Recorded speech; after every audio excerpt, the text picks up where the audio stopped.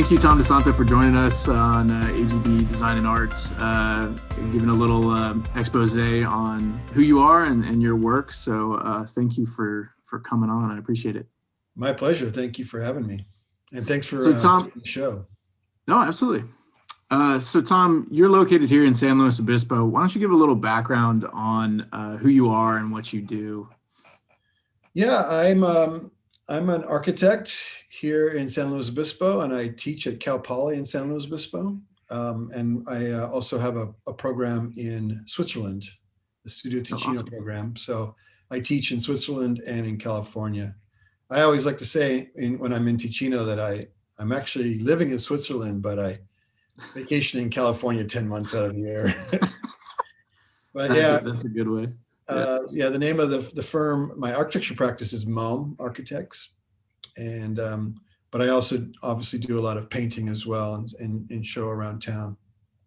So tell us a little bit about how long you've been practicing and really the background of this painting. So obviously it goes hand in hand, but how long have you been practicing? Well, it's funny that you asked that question, because I just found this clip that my mom had taken out of the San Francisco Chronicle. It looked like she cut it with her teeth. I don't think she didn't study in architecture school, but this is a good primary source. 1970 San Francisco Chronicle. That's me as a little tyke, and I'm painting. This guy Richard Tam was a fashion designer, and he wanted to have his show at our art school. So this is proof that I've been painting since 1970 at least. But really, watercolor I started around 1986 when I was at Cal Poly. Prior to that, I always did my renderings in pen and ink or pencil and colored pencil, some marker, but not too much. And then we had this guy named Vern Swanson, who was a great professor, and he taught a watercolor class. And anybody who's ever had a class with me in watercolor knows about the Vern Swanson method, because it's where I always start any lesson. And so Vern Swanson taught me in 1986, and I've been painting ever since. Wow. So, you brought it up that you teach us in the university, but can you explain a little bit about that intersection of architecture and watercolor? Yeah, I think watercolor is a great medium for architecture.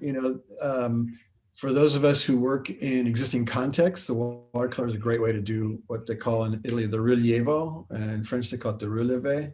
We don't really have a good word for it in English, but it's kind of like a qualitative as-built record documentation of the existing condition. So you can say that in one word in the other language. I know, that's a really long sentence. But it's a great way to kind of document what's out there and kind of capture the patina, if you will, and the materiality and all of that.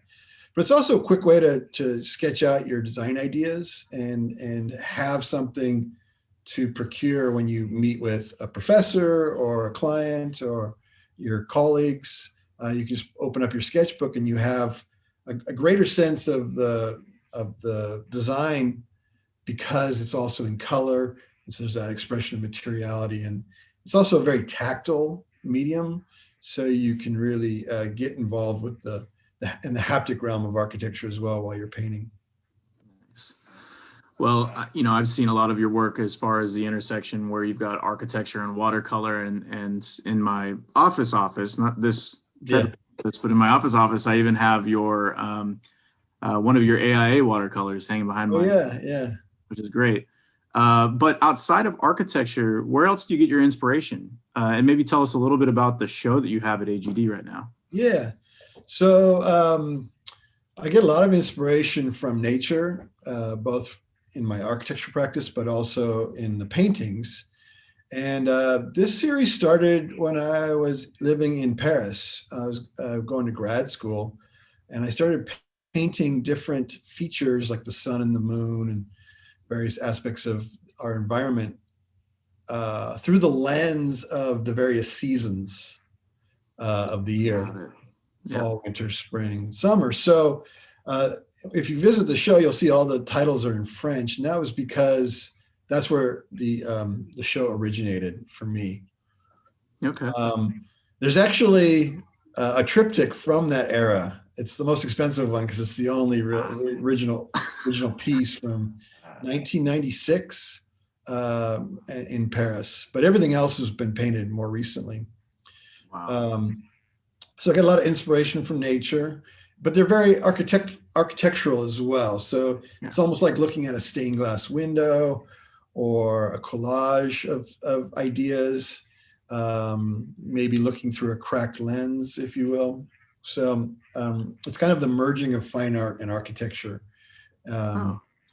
And another source of inspiration, those of you who have been following me for a while know that I did a series of shows with one of our workshop facilitators in Switzerland, Simona Bellini, who's a sculptor in Ticino, and she teaches our students how to sculpt. And we did a couple of shows together. And so there are certain elements of her sculpture that appear in some of these works too, like the cocoons and the ant hills and that sort of thing. So that's another source of inspiration. This might be a little bit of an odd question, but do you find yourself watercoloring more when you're away from California or when you're, here in California? Because I know that there's a lot of this European flair to not only your show, the names and the titles of your show, but also your watercolors. Yeah, when we're in Switzerland together, the students and me, we're painting all the time. We have this great terrace in the Prealps from our little mountain hamlet in the Swiss Alps. And we're looking out over this great valley. And it's just a great way to kind of relax. You just sit there and paint. And we also, when we're traveling around, we document everything that we're seeing through our sketchbooks. And a lot of that ends up getting painted in watercolor as well. So I do a lot more painting there myself. Some of the paintings that you see in this show were done in Switzerland. Some were done in San Luis Obispo, and then the first triptych, of course, in Paris. But watercolor is a fun medium because you can travel with it. So like sometimes I'm painting on a plane, or when I'm on a layover, or waiting in a train station, or in your hotel room. So you can do watercolor almost anywhere, unlike acrylics and oils and other opaque media where it's very stinky and large setup. The watercolors, all you need is a little bit of water, a brush, your paints, and a paper towel, and you can go to town wherever you are. That's so neat. So if you weren't painting, and obviously if you weren't teaching or doing architecture, what else would you be doing with your time? Well, I have a lot of hobbies. Painting I consider like my principal hobby, but I love bicycling. So I'm always commuting to work, and when I have a free moment, I'll go on a long ride. When my kids come home, they say, "Oh, so and so saw you," and they're like, "Yeah, you were on your bike." It's like, yeah, that's about right. So I would say biking is also a big hobby of mine. I'm also a DJ at the local NPR station, KCBX, shows Speak Low, listener supported KCBX 90.1 FM. What kind of on music do you demand find yourself? anytime at kcbx.org. I like it. I like it. Yeah, What kind of DJ. music is it? For that show, I do a lot of jazz in the first hour, and then it gets more eclectic as we move through the night. And I bring in a lot of independent music and alt funk and alt folk, and I like to play a little bit of soul every once in a while, and some down tempo electronica, and a lot of French pop. So it's kind of a world music, but under the hegemony of the Western Hemisphere. Like we have another program where it's more international music of all types. And then I used to play guitar a lot, and but now being a dad, teaching watercolor at Cuesta College and teaching design and architecture at Cal Poly in Switzerland, and having a practice, as you know, is time consuming. I don't have much time for that. That's something I still have all my guitars, and so I plan on getting back into that when I start having more time on my hands. But that's something that I love and have neglected to do. Awesome.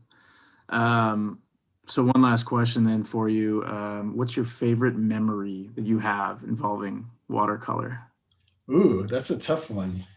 Yeah. Because I mean, there's so much that you do in your practice that basically involves traveling and meeting people. Yeah. And you have this really great history of, you know, whether it's the people you're working with or the things that you're doing or the things that you're painting, there's always a story. So what's your greatest memory?